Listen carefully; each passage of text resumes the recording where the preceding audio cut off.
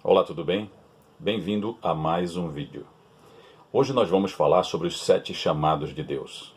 Existem muitos chamados de Deus nas Escrituras e hoje nós queremos falar sobre os 7 chamados de Deus. Mas antes eu quero agradecer a você que já se inscreveu aqui no canal, que está nos acompanhando, e também quero pedir a você que ainda não se inscreveu, que você se inscreva aqui embaixo e também ative o sininho das notificações para você não perder nenhum dos próximos vídeos. Tá certo? Então vamos ao vídeo. Os 7 chamados de Deus. Inicialmente eu quero ler em Mateus 11, versículo 28, que é um texto muito conhecido, muito querido, e era o texto mais amado pelo meu pai. E diz assim: Vinde a mim, todos os que estáis cansados e sobrecarregados, e eu vos aliviarei. São palavras de Jesus, Mateus 11, 28. O Senhor Jesus está chamando as pessoas que estão cansadas, sobrecarregadas ou que estejam esmagadas por situações, tragédias, problemas, que Ele quer ajudar, que Ele quer aliviar essas pessoas e abençoar essas pessoas. Então, esse texto de Mateus, ele nos chama a atenção que o Senhor nos chama, Deus nos chama, Ele vem ao nosso encontro, Ele fala conosco, através da sua palavra principalmente, né? E Jesus não nos chama para nos orientar mal, para fazer coisas erradas, coisas feias ou para nos enganar. Ele nos chama para nos abençoar. Todo chamado de Deus, ele nos eleva, ele nos abençoa, ele nos enriquece. Todo chamado de Deus nos enriquece. Mas existem pessoas que podem dizer assim: mas por que Deus está me chamando, né? Eu não sou digno de ser chamado por Deus para alguma coisa, né? Mas o próprio Senhor Jesus, ele disse o seguinte: eu não vim chamar os justos, mas pecadores ao arrependimento. Então o Senhor veio buscar e salvar o que se havia perdido, né? Em outra passagem ele também diz: os sãos não precisam de médico, e sim os doentes, né? Então é muito importante nós atentarmos e conhecermos os chamados de Deus. Existem muitos chamados de Deus nas Escrituras, né? Mas eu quero destacar esses 7. O primeiro nós somos chamados para ser de Jesus Cristo. Em Romanos capítulo 1, versículo 6, o apóstolo Paulo, escrevendo ao povo romano, ele diz assim: vocês também são chamados para ser de Jesus Cristo. Não somente o povo romano, mas o povo brasileiro, qualquer pessoa, qualquer família, também é chamada para ser de Jesus Cristo. Ele nos chama para que nós possamos ser dele, pertencer a ele e sermos parte da sua família, da família de Deus, né? Porque ele deu a sua vida por nós. Ele pagou o preço dos nossos pecados, mas nós precisamos nos arrepender desses pecados e buscar a Jesus, né? Então o Senhor tem prazer de nos chamar para sermos dele. Em outra passagem, o apóstolo Paulo ele diz assim, que Deus deseja que todos os homens sejam salvos e que cheguem ao pleno conhecimento da verdade. Então, todos nós somos chamados para sermos de Jesus Cristo. O segundo chamado é que nós somos chamados para sermos santos, né? Em Romanos 1,7, versículo seguinte, 1 Coríntios capítulo 1, versículo 2 também fala isso, né? Hoje está cada vez mais claro que para você vencer nesse mundo competitivo, é preciso você ter um comportamento ético. É assim que o mundo fala. Você tem que ser uma pessoa correta e ter comportamento ético. Na linguagem de Deus, isso se chama santidade, né? A palavra santo significa separado do pecado, ou do mal, ou do erro, e separado para Deus, né? Então a santidade é o caráter de Deus, né? Deus é santo. Ele é santo e nos chama para sermos santos também, como Ele é santo. Esse chamado é para nós sermos separados daquelas coisas erradas, né? Interessante que o pecado, muitas pessoas não gostam de falar disso, né? Do pecado. Mas o pecado é um termo técnico da Bíblia que significa tudo aquilo que Deus não aceita, que não faz parte da natureza de Deus.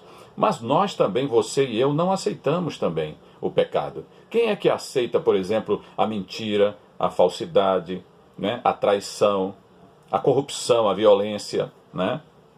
Claro que muita gente aceita isso, mas eu digo assim, uma pessoa de bem, uma pessoa que tem o temor de Deus, uma pessoa que sabe discernir o bem e o mal, ele não vai aceitar o pecado na sua vida e nem se envolver desta maneira, não é isso? Então pense nisso, imagine Deus. Então a natureza de Deus, nós podemos compreender isso, é que Deus é santo e que Deus nos chama também para sermos santos como Ele é santo, né? Lá em Gálatas 5,16 diz assim: digo, porém, andai no Espírito e jamais satisfareis a concupiscência da carne.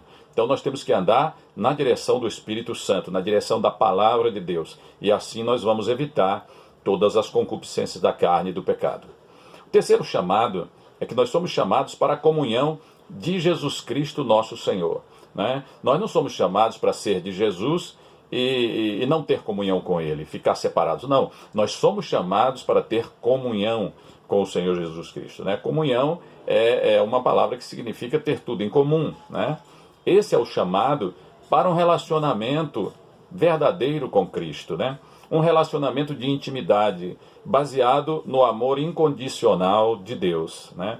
E para podermos conhecê-lo, né? Nós não podemos conhecer a Deus se nós não nos aproximarmos dele e não termos intimidade com ele, né? Como é que nós vamos conhecer a Deus se a gente não conhecer o seu coração? Ele vai falar coisas maravilhosas para nós. E nós também vamos entregar o nosso coração a Ele, né? Entregar no sentido de que, para a gente entregar o coração a alguém, é preciso que nós falemos dos nossos sonhos, das nossas preocupações, dos nossos temores e também daquilo que a gente deseja. Então, os nossos desejos. Quando a gente faz isso, quando a gente fala dessa forma, nós estamos entregando o nosso coração. E Deus também entrega o seu coração a nós, no sentido de que Ele revela os seus planos, Ele revela os seus sentimentos em relação a nós.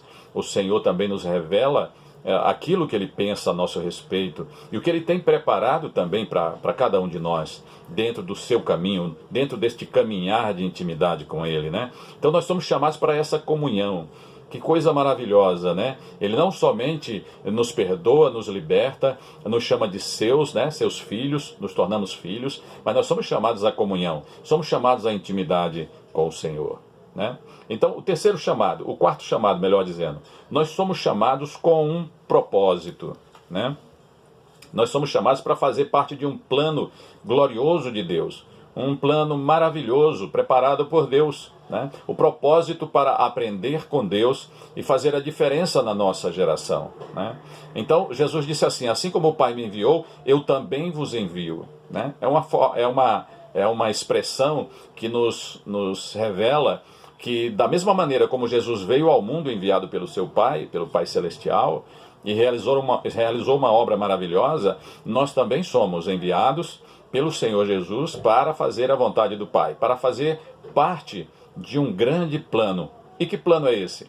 É o plano da redenção da humanidade, né? O plano da salvação das vidas e das famílias. Esse é o grande plano, é o plano de ser discípulo de Jesus, né? O fato de nós sermos chamados para a sua comunhão mostra que a gente já começa a aprender com ele. É um chamado para ser discípulo e é um chamado também para fazer discípulos de todas as nações da terra. Então esse é o plano maravilhoso. Deus não só está pensando em nós, que já estamos caminhando com Ele, mas Ele está pensando naqueles que ainda não o conhecem, que ainda não estão caminhando com Ele. O quinto chamado, nós somos chamados para a paz em um só corpo, né? Em Colossenses 3,15, diz que nós somos chamados para fazer parte de um só corpo, seja judeus, seja também gentios. Agora não há mais separação, não há mais inimizade entre judeus e gentios, através da fé em Jesus Cristo. E assim nós nos tornamos irmãos e fazemos parte de um só corpo. Então, pela fé em Cristo, a separação étnica que havia antigamente, ela foi removida e nós somos chamados à luz, nós somos chamados à paz, nós somos chamados a ser um só corpo em Cristo Jesus. O sexto chamado, somos chamados também para sofrer por um pouco. Muitas pessoas não entendem isso. Mas a vida cristã, então, se eu me converto a Cristo e ando com Cristo, eu não vou mais sofrer. Isso não está na Bíblia. Nós somos chamados para sofrer um pouco, sim. Muitos pensam que o caminho cristão, né, a caminhada cristã, são rosas, são flores. Mas ainda há um pouco das aflições de Cristo que nós devemos completar, né? Algumas incompreensões, perseguições podem acontecer, né? Porque está escrito que todos os que quiserem servir ou seguir piamente em Cristo Jesus serão perseguidos, serão incompreendidos. Por quê? porque ainda estamos na época da primeira vinda de Cristo. Cristo veio na primeira vinda como servo sofredor para morrer, dar a sua vida para ser incompreendido, né? A Bíblia fala em Isaías 53 que ele era o mais rejeitado entre os homens. E nós também fazemos parte disso, porque somos o seu corpo. Então, nós somos chamados para sofrer um pouco também. E sétimo e último chamado, somos chamados para herdar a bênção. 1 Pedro 3,9, Hebreus 9,15 fala disso, né?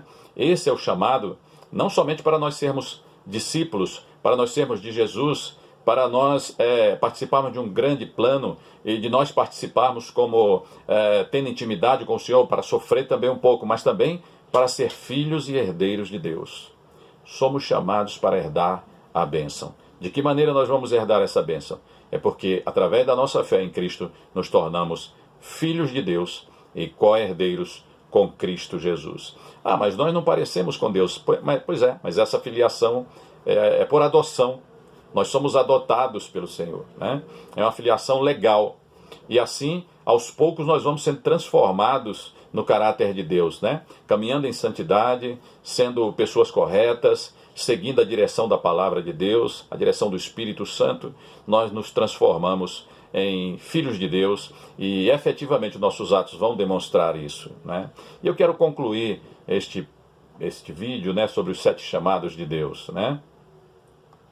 A Bíblia diz que nós fomos chamados numa santa vocação. Deus deseja que todos sejam salvos e cheguem ao pleno conhecimento da verdade. E não somente ser salvo de uma condenação eterna, mas ser filho, caminhar com Cristo, aprender com Ele, participar de um grande plano, de algo extraordinário, né? E de ser parte da salvação de outras pessoas. Então não tem nada mais elevado, mais extraordinário do que nós atentarmos para esta grande salvação, nós atentarmos para este chamado, a estes vários chamados maravilhosos do Senhor. Então você, o que está esperando para atender aos chamados de Deus, né? Nós não vamos ter a nossa vida toda, né? Tem que ser neste tempo desta vida. Atenda ao chamado do Senhor, receba esse cálice do Senhor e seja abençoado, seja ricamente abençoado e eternamente abençoado em nome de Jesus. Amém? Se você gostou desse vídeo, eu peço que você clique aí em gostei para que o vídeo seja enviado a muitas outras pessoas, né? E que você compartilhe também, fale do canal com seus amigos e não deixe de se inscrever também. Que Deus abençoe e até o próximo.